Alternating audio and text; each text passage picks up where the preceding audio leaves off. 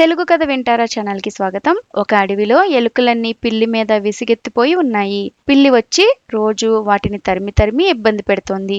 రోజుకొక ఎలకని తినేస్తోంది. అందుకనే ఒకరోజు ఎలకలన్నీ ఒక సమావేశం పెట్టుకున్నాయి. ముఖ్య విషయం పిల్లి నుంచి తప్పించుకోవడం ఎలా? ఒక ఎలుక సభ వేదిక మీదకి ఎక్కింది. ఎలుకలకు వేదిక అంటే ఏముంటుంది? పక్కనే ఉన్న ఒక బండ ఎక్కి మిగతా ఎలుకలకి ఒక సలహా ఇచ్చింది. పిల్లి మెడలో ఒక గంట కడితే ఎలా ఉంటుంది?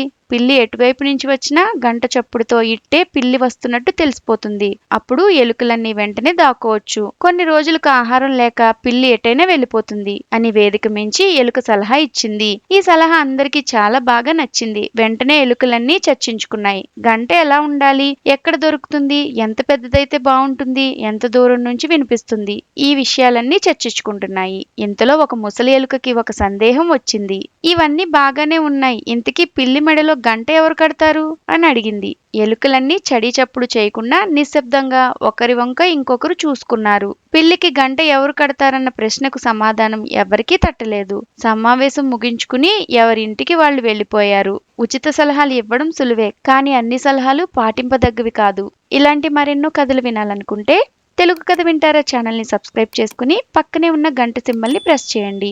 మరొక మంచి కథతో మళ్ళీ కలుద్దాం.